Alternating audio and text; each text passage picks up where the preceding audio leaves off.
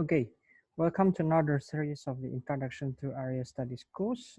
Today we'll be continuing our material on the comparative politics. I've explained to you at the very first part of this course, we'll be discussing about three approaches that you will need to master in this Introduction to Area Studies. The first one is, of course, geopolitics. The second one is regionalism, and the third one is comparative politics. And today we'll be discussing about the approach of comparative politics. So the first thing that you need to know is, of course, the definition of comparative politics. What comparative politics is trying to do in the field of the international relations as well in the area studies. First, you have to know that in this world we have many countries with different political system. So in order to understand the position and also the behavior of certain states in the conduct of domestic and also international affairs, we of course need to know how their political system is working and also how that political system that they are working could influence the political lives and also political phenomena that are happening in certain states.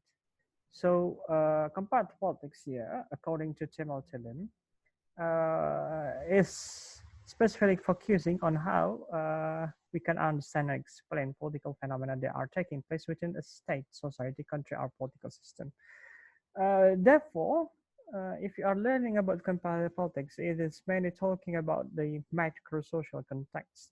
So it's only talking about the state, or it's talking about the authority, it's talking about governmental bodies, it's talking about ministries, it's talking about the process and legislative bodies, but not necessarily talking about micro social context, which is talking about people to people relation, talking about the leaders, talking about the behavior of certain politician. Not, we are not necessarily talking about that, but comparative politics mostly talking about the macro social context, which is the relations between governmental bodies and also states. Yeah.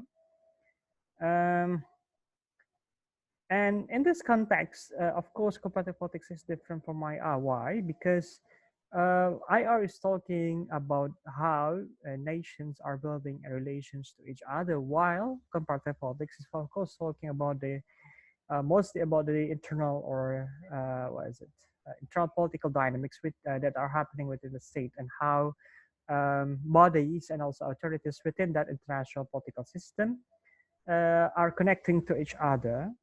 Uh, and of course, comparative politics did not necessarily have to talk about the dimension of international politics because it is already being covered by international relation. But in this case, international relation could, of course, borrow approaches from comparative politics because in certain cases, if we want to know about how certain countries taking some foreign policy decision, for example, why India and Pakistan decided to have war with each other. Therefore, we need to look into their political system as well. Yeah, that is how IR could benefit from the study of comparative politics. Another thing is that, according to Ernay, it is very important to remember that comparative politics could also be defined as a study of comparison between domestic political system across countries. It is very important to be reminded because uh, if we are taking many examples, many study cases, case studies from different countries, from different cases, such as the cases of what is it, how a certain country could respond to the pandemic.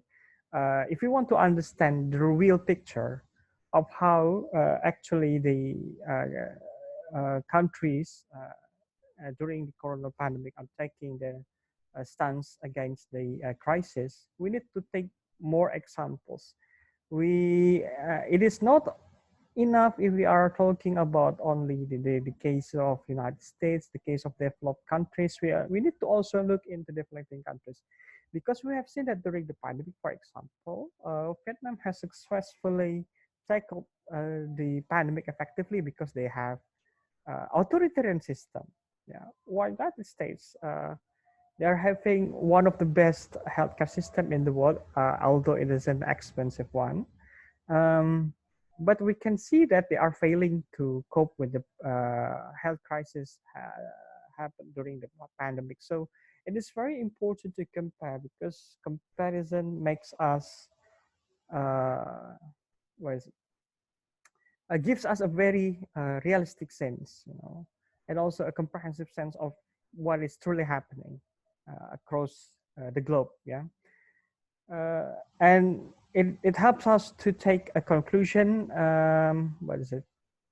That will lead us to certain generalization, and it will help us to make a theory. Okay, so it is very important for us to make our job easier.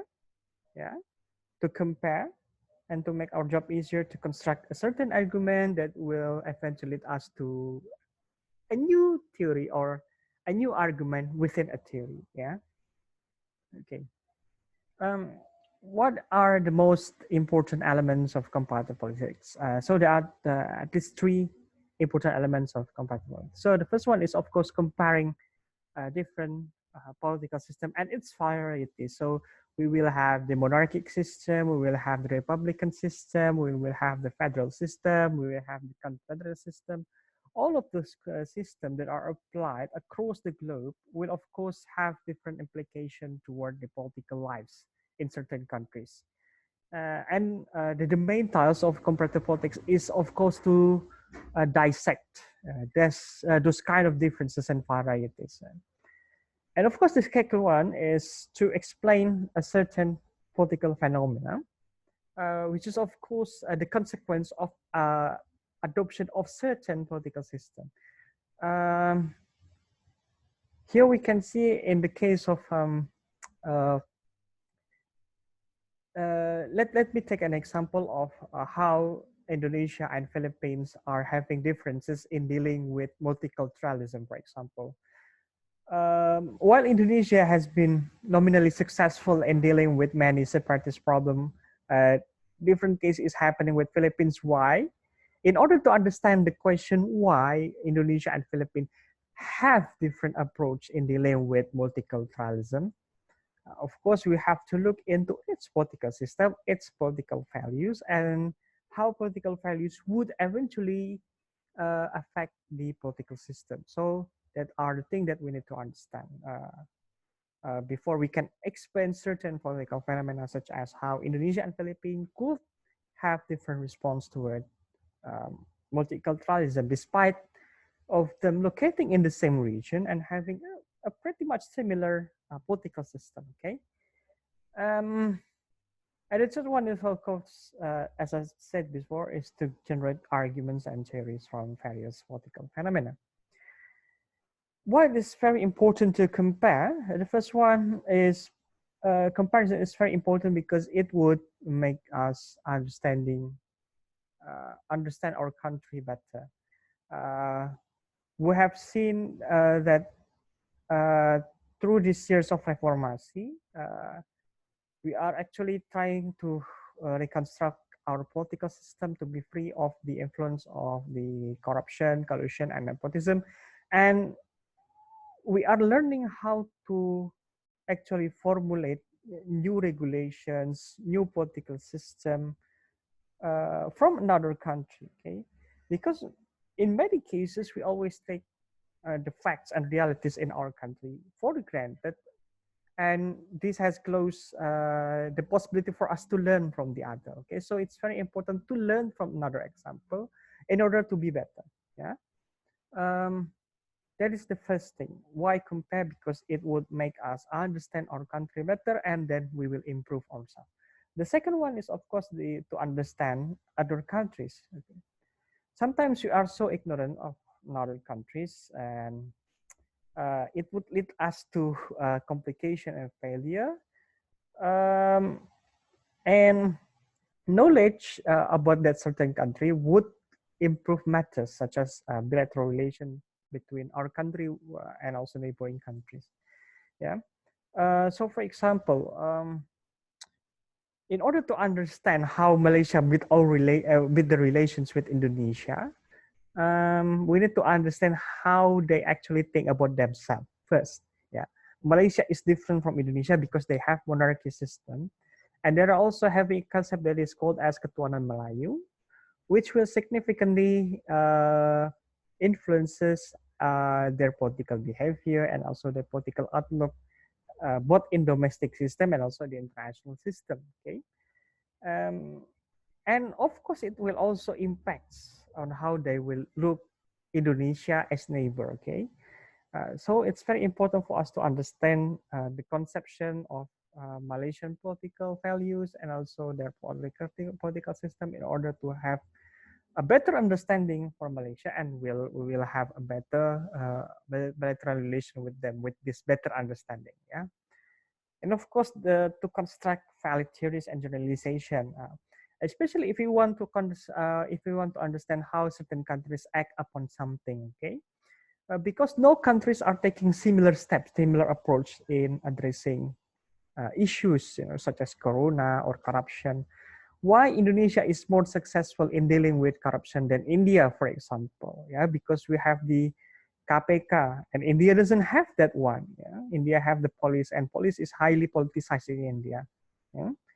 And yeah, we need to also look into the political history of the country on how Indonesia could actually manage to deal with the issue of corruption with the presence of KPK, while India does not have the similar capability to do so. Yeah, and this kind of question, this kind of explanation would help us to actually answer the question of why developing countries are having troubles and or having problems in managing corruptions in their own country. We will take the examples from India. We will take the example from Indonesia. We'll take the example from Malaysia or Thailand, for example, and then we will make some a grand study over that, and we will come into a conclusion that will help us to construct a new way of thinking about certain problem. Okay, yeah. Mm, okay, this one is quite tricky. Why compare? The first one, is of course the control. Not control in sense of controlling power, but control in order to have what is it? To have a more verifiable and also a measurable argument. Okay, or hypothesis in this case. Yeah. So, for example, there has been a theory that is called as the democratic peace theory, in which the theory said that democratic countries do not wage war upon each other. Okay, uh, but this kind of hypothesis or theory could be put into test, could be put under a certain control. Yeah? As we can see in the case of India and Pakistan, for example, they are both a democratic system, but they are making war with each other. So, uh, comparative politics could help us to evaluate and to control an argument of a theory. Yeah. So this is the first case.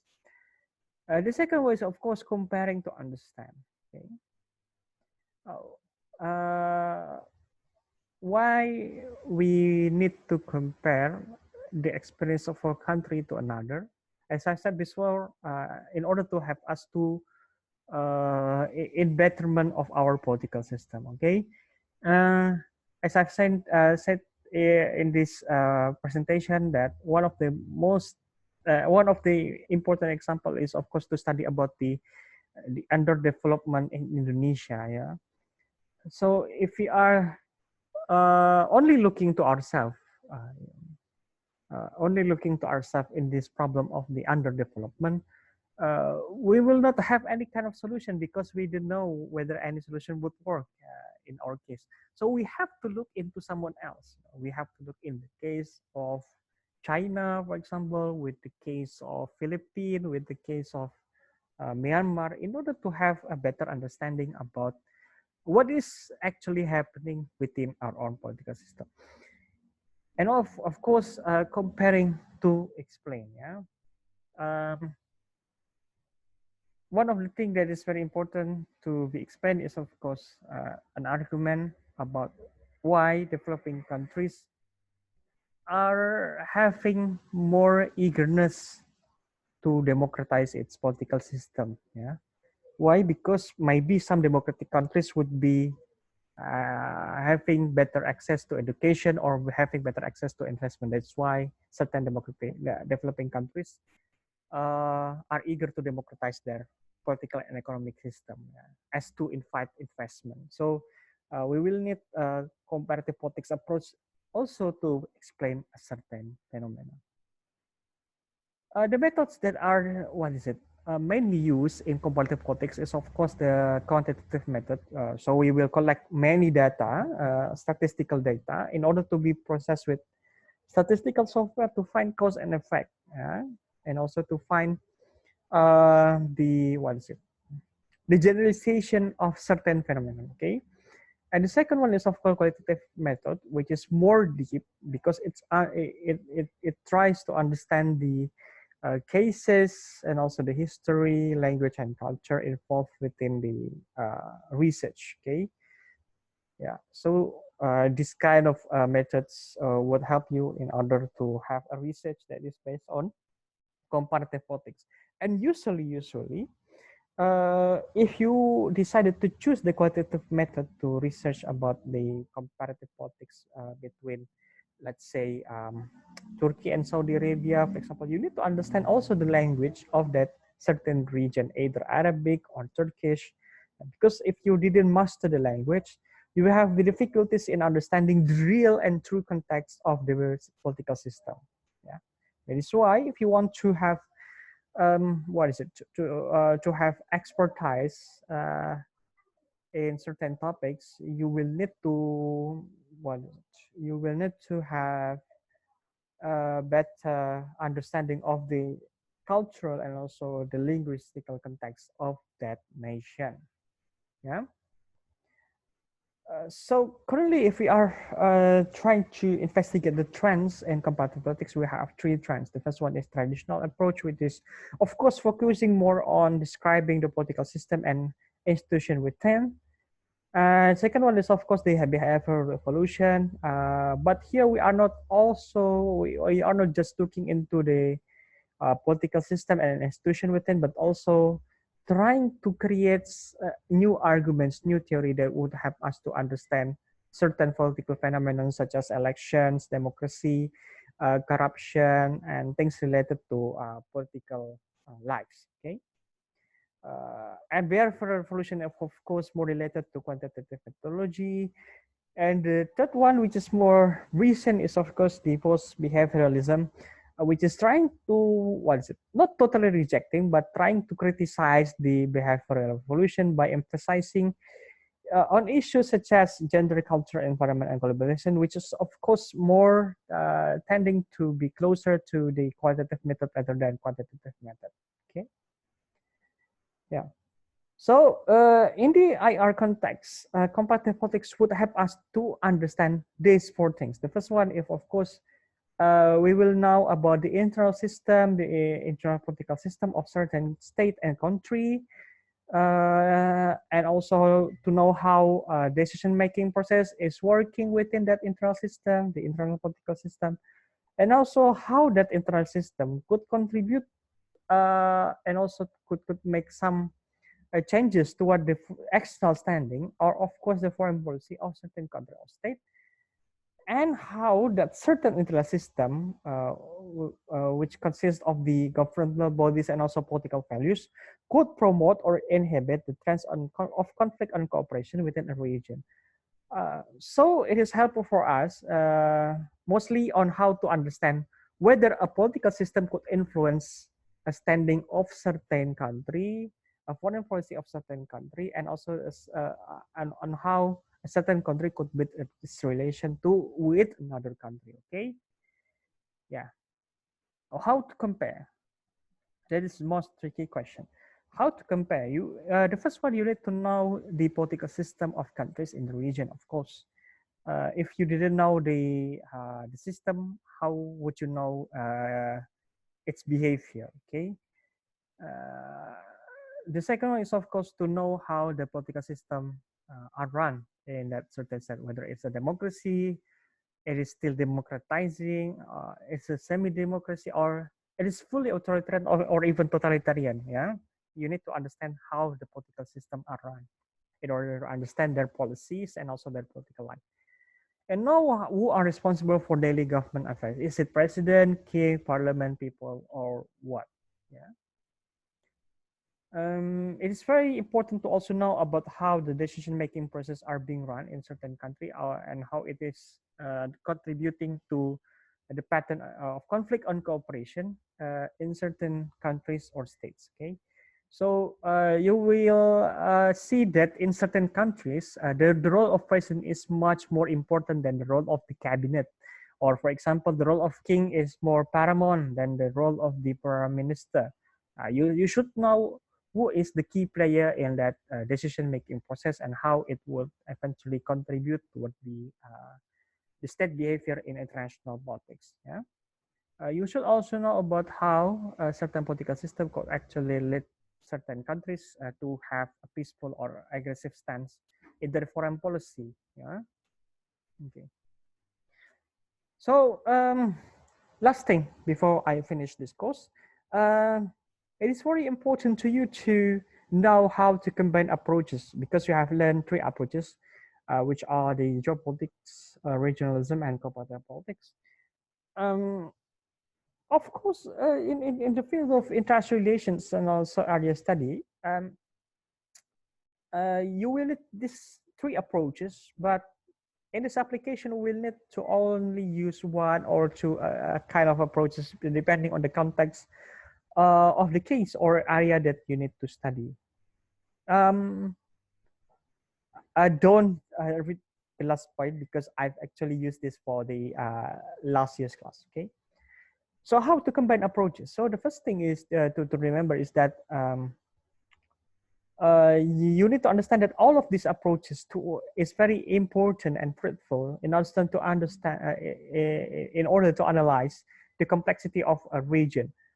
So for example, you can see that we can answer a question of why Middle East is not having a solid cooperation. Yeah. So this kind of question could be answered using all three approaches. Yeah. We can use the geopolitical approach. We can use the regionalism approach. We could also use the comparative politics approach.